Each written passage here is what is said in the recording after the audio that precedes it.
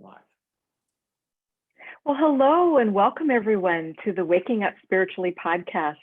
I'm Wendy Rose Williams and I co-host with Gregg Kirk. I am a past life adventure guide and help people release anxiety, pain, depression, other things that just do not serve you anymore so that you can live a happier, healthier life filled with purpose. And my website is wendyrosewilliams.com. And I'm going to turn it over to Gregg to introduce himself as well as today's topic. Hi, everyone. I'm Gregg Kirk. You can find me at greggkirk.com. That's spelled GREGGKIRK.com. I do energy healing that basically removes blocks from anything that's slowing you down in your physical, emotional, and spiritual progress. I also do weekly online group healing circles every Sunday afternoon. So, and you can find that those schedules of those in the events link on greggkirk.com.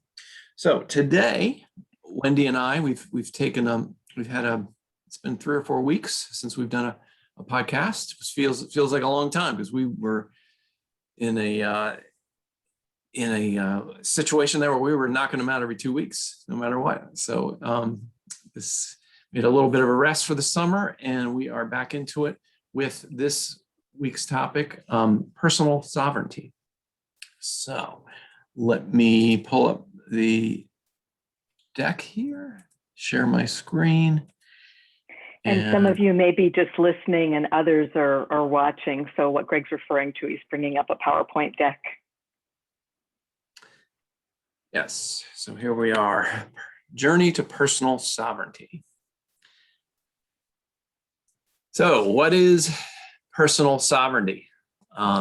It's really the complete independence and your self-governance. So what does that mean? Well, we'll get into more details about what really are the details of sovereignty, but it's really your control over your consciousness, your power, and your energy, really. So what can you do, and what, why? Why do you care about your sovereignty? Well, that's you. I just described you. Your consciousness, your emotions, your energy. All those things make up what is uniquely you. So I think you've probably seen or read books or even seen firsthand accounts and seen movies of people who have been controlled by other people. I mean, we've seen it in wars, we see it in daily life, just even on relationships where there's a domineering or dominating person controlling another person, and how that affects the person who is in that person's control. And it's not usually to that person's benefit. It's not usually never. So there is a reason that you need to it's best for you to maintain your personal sovereignty, because you're in control of your life. You're in control of your energy, and you're in better control of your emotions. So Wendy and I have talked about this before. We do healing sessions, and we both recite protection rituals at the beginning of it. Why do we do this? Because we both noticed that when we didn't do this, uninvited guests came to our sessions and, influenced the sessions in a way that was not positive for the person, for us and the person that we're doing the healing session for. So it immediately became clear to me, as I was doing these sessions, I was given a protection ritual that I will recite right now so that we can make sure that we're protected. We used to do this all the time, but I think this is a perfect time to remind everybody of this protection ritual, which is, I am a sovereign being practicing free will. I do not give permission for anything or anyone to enter my field or my body without my consent, and I do not allow the mingling of my energy with others during this session. I invoke Archangel Michael, Raphael, Saint Germain to provide healing, protection, and guidance for the duration of this session. That's all you need to do. You ask That's for, perfect, Greg. yeah, thank you. So, look, let's just break that down a little bit. What's going on there? We're asking for, even though we are sovereign beings, we are asking for extra protection outside of, where our focus is from someone, Archangel Michael in particular. That's kind of his role. It's his job to protect humanity. So, and I say he has male energy. I don't even know if he's ever had a life as a human man, but that's his energy feels male. That said, he protects us. He's happy to do it. All you have to do is verbally say out loud the words, Archangel Michael, please protect me. That's all you got to do. And I've heard it described that his protection in particular lasts about 18 hours. So that means you can't just say, Archangel Michael, protect me forever. That won't happen. It'll last about 18 hours. So protection rituals, important. The other thing is don't invite other beings into your space or into your consciousness. It goes back to the old vampire movies, back in the old days where they had this, the vampires always had these rules about how they could be killed or how, if they couldn't hit them or if they hit them, they would die. But there was this thing about a vampire could not come into your house uninvited. And that's actually what happens with beings. Now, there are some beings that break the laws of free will, but the more intelligent beings understand that there's a wheel of action or a wheel of karma if they break those laws. So most higher level beings who maybe want to affect your sovereignty will not just go barge into your field or your energy body unless you invite them. And they do it in very sneaky ways. So it's not just always, I'm sure some listening would say, well, why would you ever invite any being into your field, to come and help you or to do whatever? Well, they trick you, they trick you into thinking that you are inviting a benevolent being in. So just, my general rule of thumb on this stuff is just don't invite anybody to come in and do anything in your body or in your energy body or in your energy field, because it might be some being masquerading as another being. And ultimately, I believe that it is our role as human beings to develop our own sovereignty. So we need less and less help from these beings from the outside. Okay. Also, don't surrender your power to other forces. And we'll get into more details about this. What do I mean by that? Well, that's some people just hand their sovereignty over through their actions. And I'll talk about some of these things. It's things that we do in daily life. And some of these things that I describe may be triggering to some people who are listening. And, fair warning, I just want to let you know that I'm pulling the blinders off. Hopefully, hopefully some of these things will wake some people up. It might trigger some people, but I'm being as truthful as I know. And so that gets down to the final thing here is avoid sovereignty traps. So let's talk about how you might unwittingly hand over your sovereignty or how you might fall into a sovereignty trap. And before we get into that, I just want you to understand, I mentioned it a little bit earlier, but you have, really, the way I see it, you have three types of sovereignty. You've got spiritual, energetic, you've got mental and intellectual, and you have physical sovereignty. Those are all of those mind, body, spirit, that describes you as a person. And mind, body, spirit, those are the three different areas where your sovereignty can be affected by another being.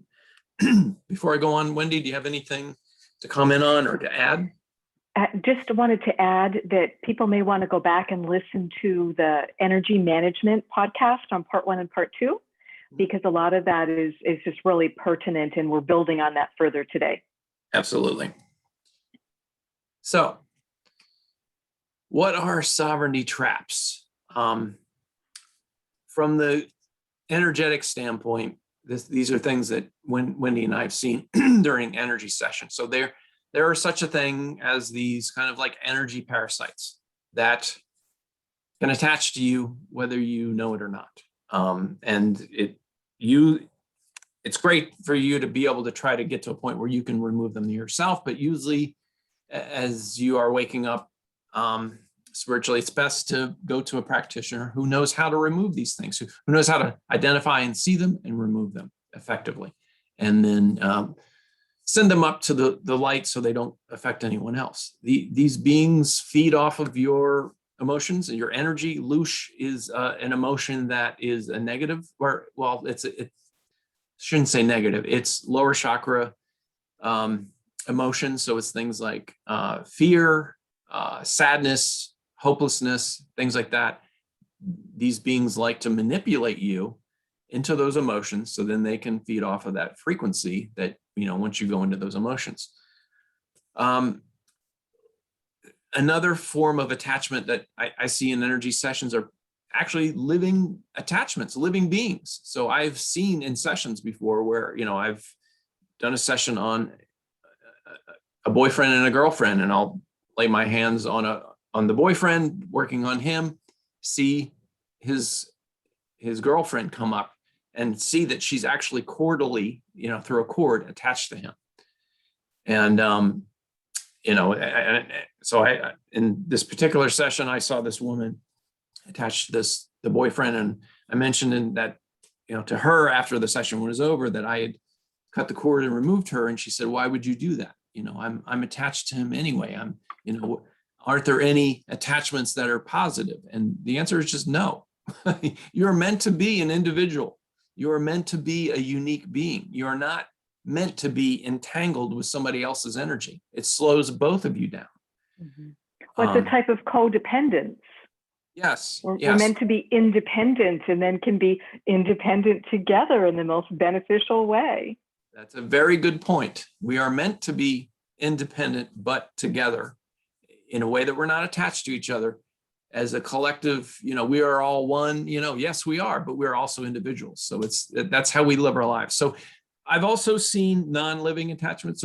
So these are loved ones who have passed on, and they have come back because they're, they miss, or they have a deep attachment to somebody's energy. And that, these, again, they're not as, what's the word I'm looking for, is diabolical as, these loose feeding beings, and sometimes they are unwitting. Like this girlfriend who had unwittingly attached to her boyfriend. Mm-hmm. So anyway, so these are traps that you fall into. And then of course there's the things like implants, curses, manipulations. These are all things that Wendy mentioned, we talked about in the energy management section, and we've talked about attachments in some of our other broadcasts. So I just want to get that out of the way, because now we're getting into kind of the here and now stuff. So you are born into this life, and psychologists say and scientists say that, and those who do energy work say roughly about the same thing, that the first few years of your life are before you learn to speak, and even up until about the age of 5, you're the closest to the real you, that before the conditioning begins, before you go into first grade or kindergarten or whatever, and before people start giving you feedback on how you're doing and who you are and all that kind of stuff. So at this point in our lives, as you get past college age and so forth, you've got layers and layers of conditioning on you. And a lot of this conditioning is disempowering. It is an opportunity for you to give away your power. So what do I mean by that? So schooling, for instance, you go through school and you are rated through grades. You are told by teachers that you are a certain way. They write down your behavior, what's good and what needs to be corrected. And you hang on to these ideas. And it is a form of you losing your sovereignty because you believe these things. And mostly they're not true, or almost all the time, they're not descriptions of the true you. Personal feedback is another thing. So as you travel through schooling and so forth, and you go into personal relationships with people you work with, people you fall in love with, they give you feedback. And that's just their impression of you. And this is another trap potentially for you to fall into if you start listening to people who say you're a terrible person, or you're selfish, or you don't make the bed. So you're a lazy person. All these things, this starts to diminish The judgments. your energy, and you begin to believe them, and it starts to create blocks in your energy field, and it starts to disrupt your sovereignty. So there is something else that's on a grander scale, and that is our media. And I'm not just talking about TV news and radio and that kind of stuff and social media. I'm talking about books. I'm talking about theater and film. There's a lot of beliefs being portrayed. Programming. Programming In the programming. Programming in the program. They call it a TV program for a reason, because it is. And a lot of the programming is, number one. So now I'm going to get ready. Now I'm going to start talking about stuff that might trigger people. It sets you up as a person that you need certain things in your life, or you're not going to be successful, or you're not going to be healthy, or you're not going to do well, or you may actually die. Number one, we are taught that we need our government to take care of us. And we need to pay taxes to keep this government in place. Because if we don't have this government, another country would come in and just demolish us. Okay? So you can believe that if you want, but there's a lot of people that don't believe that we need that. I don't remember who it was who said the natural state of man, maybe it's Thomas Hobbes, who said the natural state of man is a savage. In other words, we need rules and governance to keep us from killing each other. Some people believe that. Other people don't. I think I've seen it in action that people left alone will help each other, will give, their food to somebody who doesn't have enough, will help, somebody who's been harmed and injured. It happens all the time. And I don't believe man is a natural savage who wants to kill and steal and all that kind of stuff. So anyway, there's this strong idea that you need a government to keep us from being in anarchy and raping and pillaging, because we're a savage beast.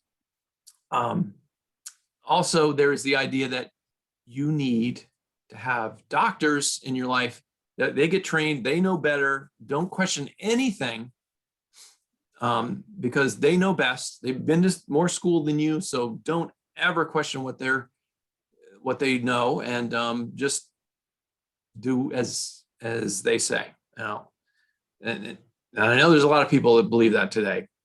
I've been through a chronic disease where I found that to be upside down.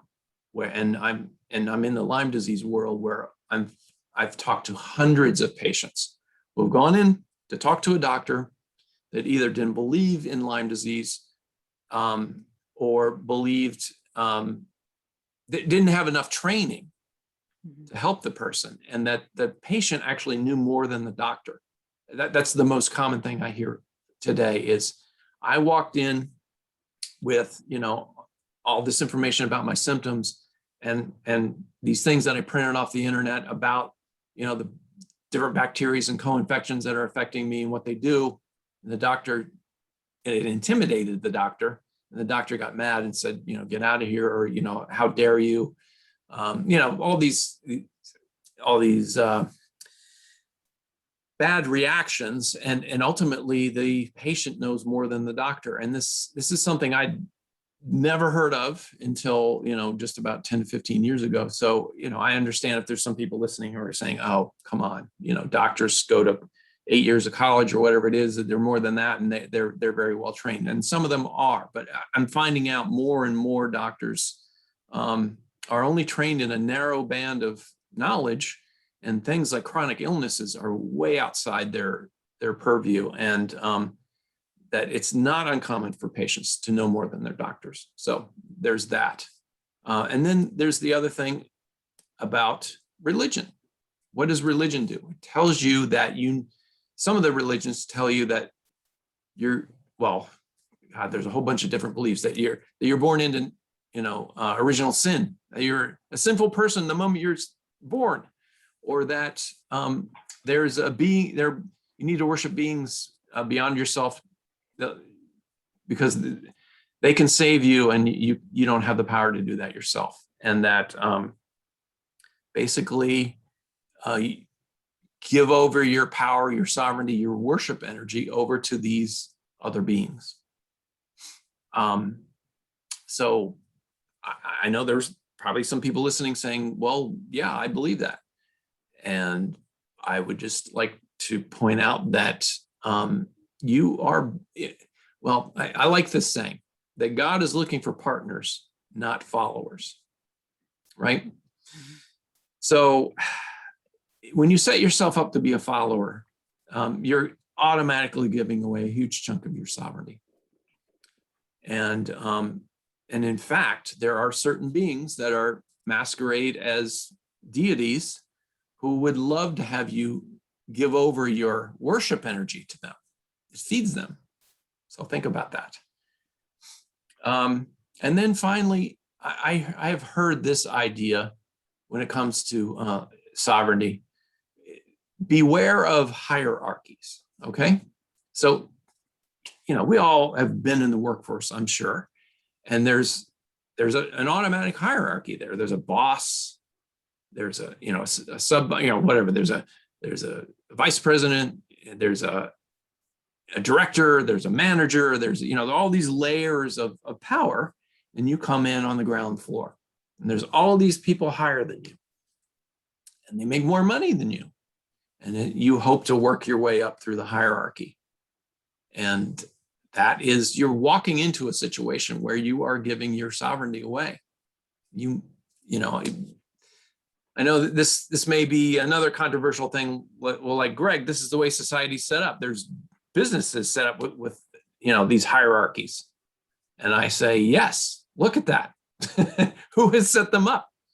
The people who benefit from being on top.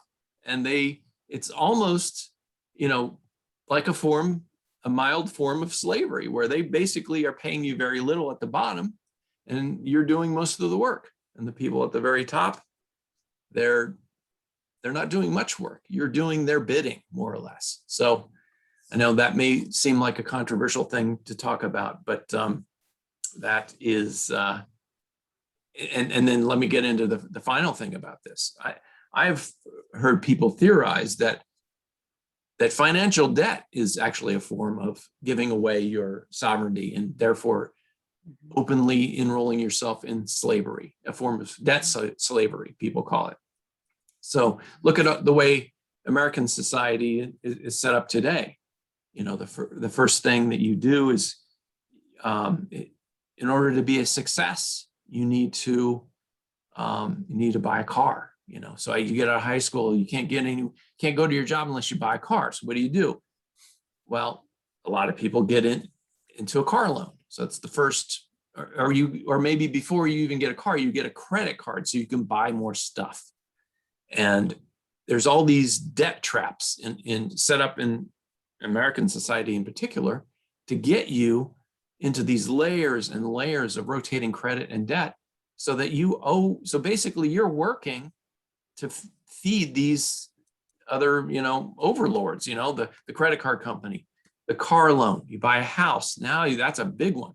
Or even before you buy a house, a lot of people get into a student loan, which can take almost a lifetime to pay off. And then after that, you buy a house and you get into a mortgage.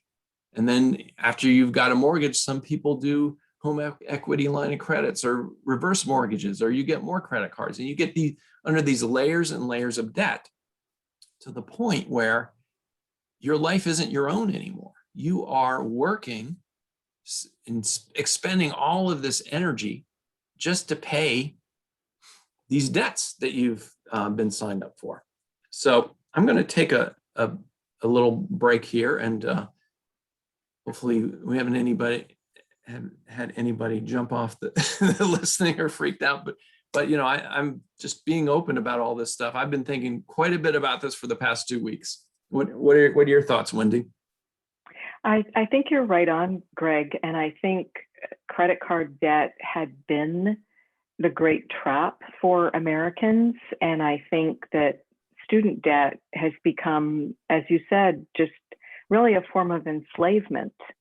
Right. And things were very different just a couple generations ago. If my grandparents wanted something, they would save and work and do without and scrimp until they could purchase it. Right. But also the prices made more sense. For instance, there's a house 2 blocks from me where you turn onto my street, and it was one older home, older couple. They've passed on or gone into assisted living or whatever, and it was made into a little development with 8 homes on it. One of the homes there, no view, postage stamp lot, 2,700 square feet, 5 bedrooms. Please tell me what you think that house just sold for. 1.7 million. What? Wow. 1.7 million. And I'm in a suburb of Seattle. Yes, it's lovely, it's quiet, but no view, postage stamp lot, 2 houses right next to it. I'm like, what the hey? And it's just, things aren't making sense anymore when we're doing things like that, or when people are coming out of college with hundreds of thousands of dollars of debt, because that is absolutely going to change their life.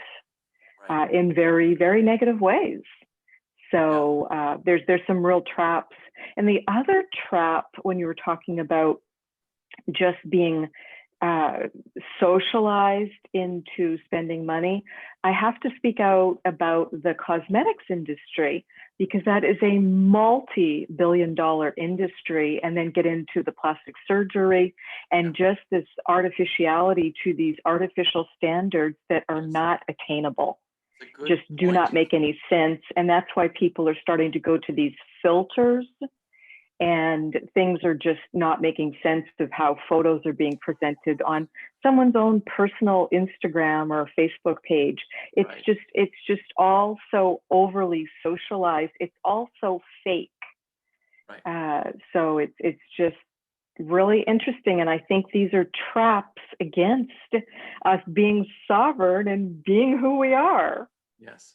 Yeah, absolutely. Because the idea with the cosmetics and surgery and even the filters that you're talking about is you're not beautiful enough, or you're not as beautiful Correct. as it's the all other around person. You're not enough.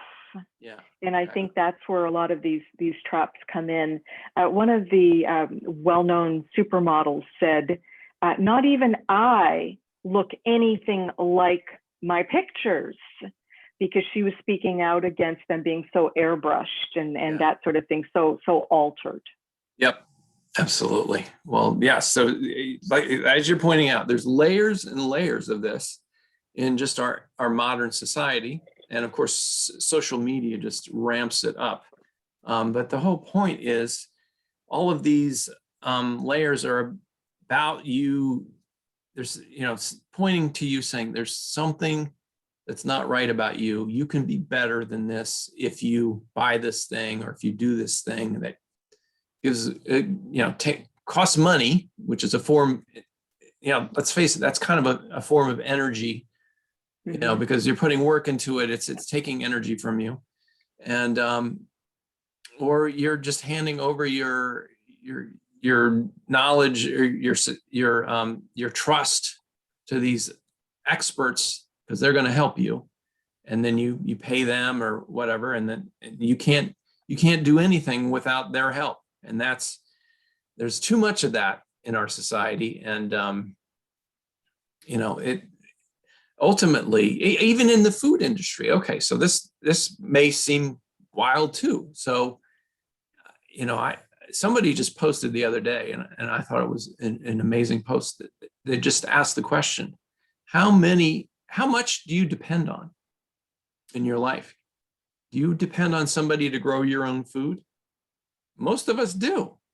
Do you depend on somebody else to provide the power in your house? Absolutely. Do you depend on somebody else to protect your neighborhood? Yeah, you do.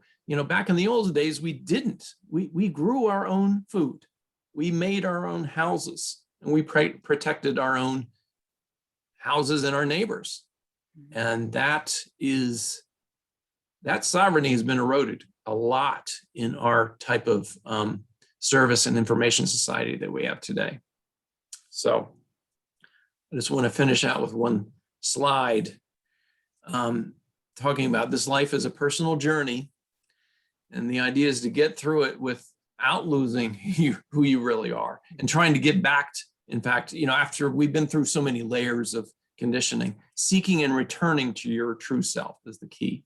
I've been all of the energy sessions I've been doing the past 2 weeks have been really doing that, where patients have come to me and said, "Oh, I feel like I'm missing something. I want to ask my guides what I should do, or I ask my guides to help remove the blocks from me because I don't know what's going on. I need, I feel like something's missing." And it's funny because I've had a rash of these sessions and the guides have said the same thing. There's nothing wrong with you. You need to seek. You need to understand your own internal power that you already have, that you've forgotten about. So go inward and do this particular meditation that I do, where you basically go inside yourself and try to commune with your oversoul or your higher self, because that's the true you. Before you, this oversoul has lived through all of your past lives and knows all your future lives, and is the true essence of who you really are. So, understanding that you must figure a majority of this out on your own, but there's still a role for teachers, healers, and guides. So I just want to say that this is the confusing part. You still need those people in your lives. Depending on them for a lifetime is not how you progress. So you will always need the help of a teacher periodically to help you help teach you certain things and to help get you along in a loft. And you will, of course, you're going to get sick and you need healers in your life. And it's good to get wisdom from certain guides in your life, both physical and non-physical. But to depend on them for every one of your actions it's not what we were here to do. We're here to get these little, to get pointed in the right direction here and there, but we're here to do this ourselves. This is a personal journey. And this is our, this journey is for us to do. So the more you do on your own, the more you are rewarded with spiritual advancement. And I've seen that in certain patients I've worked with, and I've gotten the knowledge myself about this, that if you get over a particularly tough hurdle and you do it on your own, you get this lift of energy. It's almost like a reward or experience points, like the rising tide. Right. And when you rise up, yes, you raise up others as well. So what's the advice? Take inventory. Do you depend on something or someone for your food, your shelter, your love, and your validation? So look at that, for yourself. Can you begin growing maybe not all of your own food, but can you grow a majority of it? Can you, some people have the funds to go out and build an off-grid place, where they don't have to pay a power bill and so forth. And, those people are my heroes. They grow their own food. They don't pay any bills to the man and, they're doing it on their own. That's a goal I'm trying to achieve. But also this goes down into, we didn't really talk about this, into relationships. And, obviously we know it's a well-known thing that people can get codependent about love, and you fall in love with somebody and then you think, wow, the way that person made me feel, that person is the only one that can make me feel like that. So I am dependent on that person now for that feeling. And that is not true. That's a big time out. Okay. Just describing that sort of like an addictive type of relationship. It's just not healthy. But yes, Right. I think if we're honest, we've all been there at some point. Absolutely. Of course. I mean, before I knew any better, when I was in my younger days, I thought, I literally thought that I fell in love with this, girl. I was only 16 years old, and I'm, all right, this is it. I'm going to marry her. And this feeling that I feel couldn't ever exist with anybody else. So I'm never going to feel this way again. So I have to, be attached to her. And, obviously it's not true, but, Attached. That's an interesting word you just used. And yeah, there's a wonderful, I'll include the link.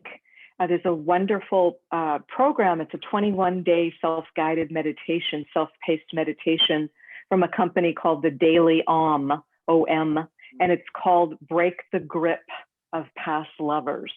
right. And it's just wonderful. And it's all about sovereignty. And it's just all about just absolutely loving yourself and getting happy with yourself. Right, right. Because ultimately it boils down to validation, which is the final word that on this slide, which is, do you depend on others for your validation? And that gets into a level of mastery. I mean, I think everybody needs, a stroke here and there, of course. But for those who are really trying to walk a sovereign path, you really should be able to function without it or without the dependence on it. Let me put it that way. I mean, take your strokes as they come, but let them pass through you. Like most experiences, I've heard from some of the masters say, is all of your experiences should pass through you, the good and the bad. They shouldn't affect you. And so that's the best way to be a sovereign person, is to just live your life and let all your experiences go through you and just keep going. So Wendy, I've been pretty long-winded here. I'm going That's to okay. wind this up. Is there anything you want to No, just you're so on track. I've been so enjoying what you've been saying, Gregg. Oh, thank you. So let's go to your slide. All right. So I'm going to tell share three short experiences here of how to attain and maintain that personal sovereignty. And the first one is it's one of my own experiences. Back in March of 2013 was when I was first working with a spiritual teacher. And my very first session with her via a phone appointment was so surprising to me. I had gone to her because I was really struggling with a ghost, which we have talked about before. And it was a ghost that I just could not get to go to the light because I hadn't finished processing the emotions and finished learning the lessons. So therefore that ghost kept hanging around me, which became my second book, The Flow One Plymouth Plantation, because that ghost was actually me, meaning my own past life. So that's why I went to the spiritual teacher. And she said, great job. You did get your ghost to go to the light. You've graduated from that. And she helped me do a soul retrieval so that things were tidy in my timeline. But what she then was able to do for me that was so surprising to me, she was able to help me feel my chakras, my 7 major chakras in the body from the root on up to the crown. And I had never felt them before. And to be able to feel them moving and spinning and getting stronger and having somebody assess them for me, it was a really, really big deal. And as we did that, what we discovered was I was not sovereign in any way, shape, or form, had dealt with the ghost situation, but that really was just the tip of the iceberg. I think that was to get me to that spiritual teacher, which was perfect, because she was the perfect person to help me. And what we discovered was I had some very unpleasant low vibration energy that had just glommed onto both my hips. And I hadn't mentioned a thing to her about hip pain, mobility problems. I was in so much pain. It had started in 2011 after a foot surgery, and I ended up with this secondary problem of frozen hips. And it was getting so bad. I was in so much pain. I was literally looking at a wheelchair. And it was making me increasingly desperate because I'm thinking, how am I going to do life like this? How am I going to support not only myself, but two children as a single mother? So it was a really, really big deal to be in that much pain and to have these problems with my hips. So she quickly assessed and said very carefully, are you aware of the low vibration energy on, is it your left hip that's hurting you more? Because they both look really painful. Again, I'd said nothing to her about hip pain. I'd hardly told her a thing other than I seem to have a ghost. Did I deal with it correctly? Because that was still blowing my mind. So she called in Sekhmet, the Egyptian goddess, the lion pod avenger, and we took care of business with removing that energy that did not want to leave my left hip, and fought and kicked and threw an absolute fit. So it became a situation of psychic surgery is the best term for it. I didn't even know what psychic surgery was. I had no idea this was going to happen. But this energy was definitely keeping me from being sovereign. And it was harming me. And that is just not okay. So she was able to remove both those low vibration energies from me. I don't like the word demon personally. I find it can instill a lot of fear in people. It kind of comes through the Catholic religion, but call it what you want. It was energy that was not mine. I was not sovereign, and it was certainly not helping me. It was harming me pretty egregiously. Right. So whether you want to call them demons or whatever you want to call them, that psychic spiritual teacher, psychic healer, Reiki healer, was able to escort them to the light and remove them from my field. And I couldn't believe the difference. I mean, I was on the phone with her and I was standing and I would sit down and I would like bend and move. It's like, it was unbelievable the difference as she helped me reestablish my sovereignty. So just a really, really big deal to be feeling much more myself. And I had not consciously known that I had these low vibration creatures aboard. Mm-hmm. So that was what happened, and it just went on from there of more miraculous things during that session. The second major turning point for me with my own personal sovereignty was 2 years later, summer of 2015. The same spiritual teacher, she referred me to a Native American shaman. And it was for me to have some psychic development training because I just was having so many things happen spiritually. I could not process them or handle them quickly enough. So I went to him for a series of sessions, and it was also to get what I would call my galactic freedom, because I'm one of the people who does identify with being a starseed. I've lived approximately half my lives, half my incarnations on other planets and in other dimensions, and about half of them on Earth. But I was not having a nice relationship, shall we say, with a lot of the ETs or the galactic type energies. So he removed in the very first session, removed such implants, such mind control, such programming, again, with my permission. And he would just ask me very carefully, do you feel this? Do you know this? It was done very respectfully in combination with me, or I don't think I could have gone through it and have come out so well on the other side of it. Because a lot of it was things that were in my mind and in my brain. And of course, that's just a very delicate thing, psychologically to be working there. And I said to him at one point, okay, you've got my full permission. I said, I'm holding up the scrap basket, the waste basket. I'm imagining holding that up. You can just start throwing those implants in there because they're not serving me. They're not for my greatest good. They need to be gone. And he just said, Wendy, I think you need a bigger waste bucket. So I was like, okay, fine. I've brought in a Dempsey dumpster. I've got that big, huge, the one it takes a truck to deliver. Right. He said, okay, now we can go at it. And he just had some very pertinent comments of, he said, some of this technology is just ancient. It's just been aboard you for thousands of years, thousands of incarnations, and it's messing with your sovereignty. And do you want to be sovereign? It's like, of course I do.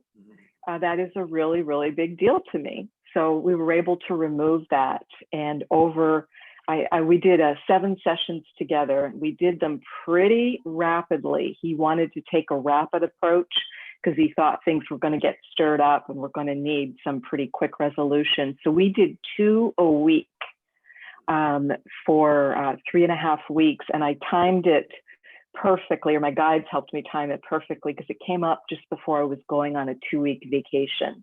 And then I was able to go, and just kind of process all that rapid change, because it was really, really a big deal.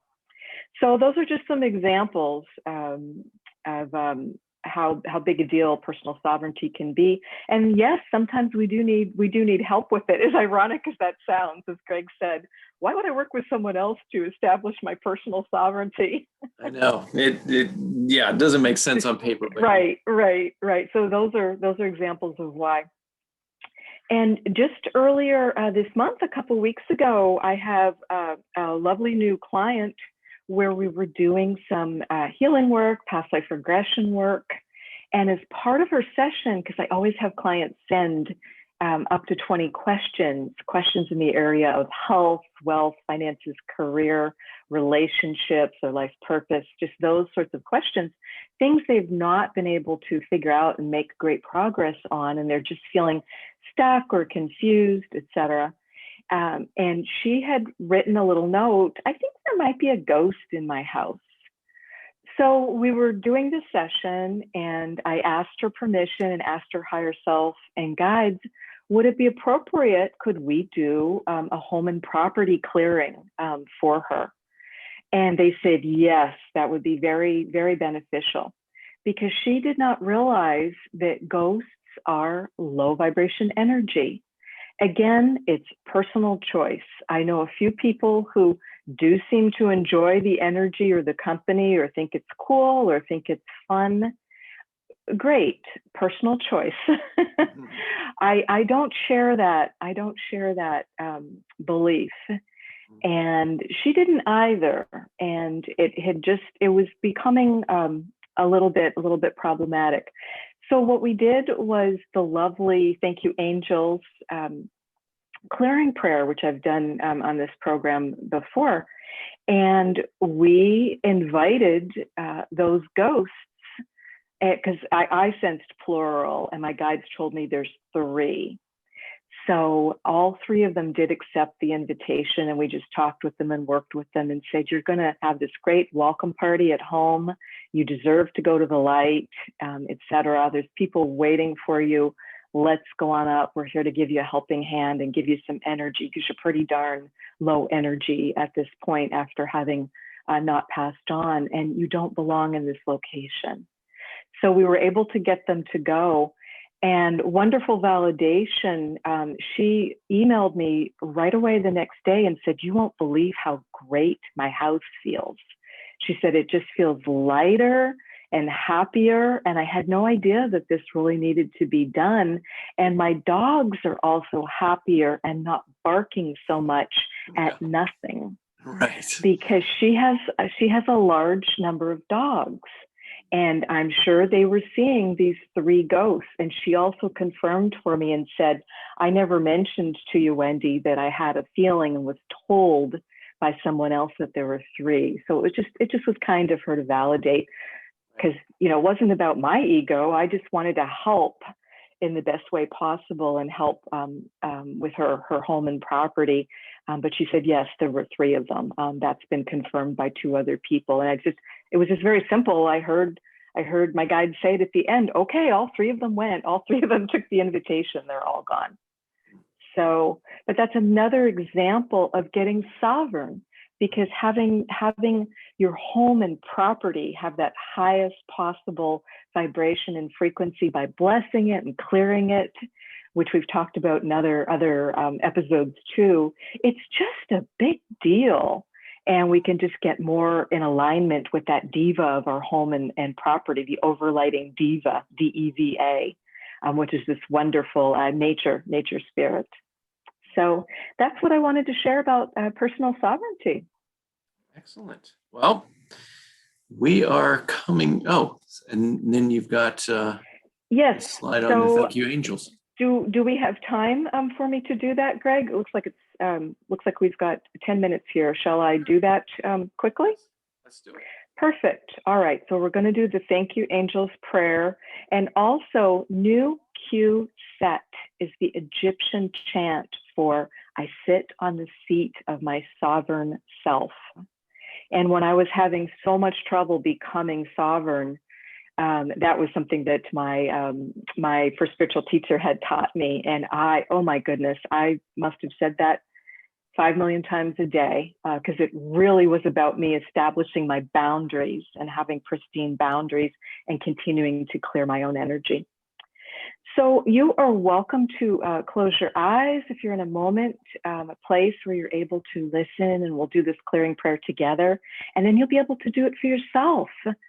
This is something I use to clear my own energy daily. You can clear your home and property, as I just shared this story.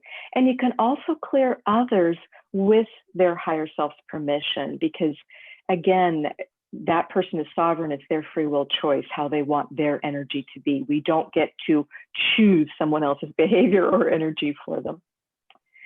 So let's just close our eyes and take a deep breath in. And I'm going to say this prayer 3 times. Thank you, angels, for sweeping your nets up through the core of Mother Earth and up through the ground and coming up through the body, mind, and spirit, with anyone who is listening and that would like to have their energy cleared. Thank you for sweeping your nets up through Mother Earth and through each of these individuals, clearing from them any energy that is not theirs, any energy that is theirs in combination with someone else's, sending it up to the light, up to source love for healing now, bringing down marvelous sovereignty, granting personal sovereignty to every person who wishes to have it, bringing down wonderful calm and peace and clarity and that love and joy energy, the heaven on earth energy for everyone who wishes to have that. Thank you, angels, for sweeping your nets up through the core of Mother Earth, through the home and property of everyone who is listening and would like to have a home and property clearing. Sending any energy that is out of alignment with each individual living in that home, as well as the animals, the insects, the trees, the flowers, everything on that property.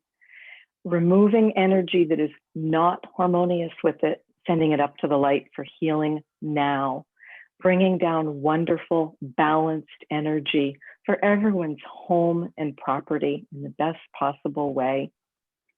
Thank you, angels, for sweeping your nets up through the core of Mother Earth, through each person that is listening and through their home and property one more time.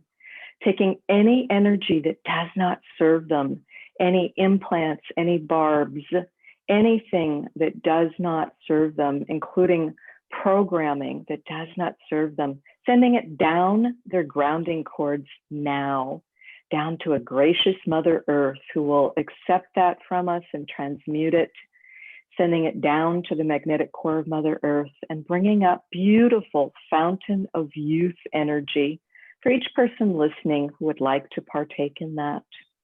Thank you, angels. It is done, so be it. So you can hear that there's a way to just remove energy that's not serving you, send it up to the light, up to source love for healing, and then ask for what you'd like in its place. Ask for that calm, that peace, that joy, that clarity, whatever you would like, ask for it in its place. And you can also send the energy that doesn't serve you down your grounding cord. And then you will get more grounded, meaning more in your body, more here on the planet, more able to enjoy life, be healthier, have harmonious relationships, be able to manifest and live your purpose. And again, just ask for what you would like as you've let go of that energy that doesn't serve you. So that, in a nutshell, is one way, a powerful way to be very sovereign. Very, very nice. Thank you.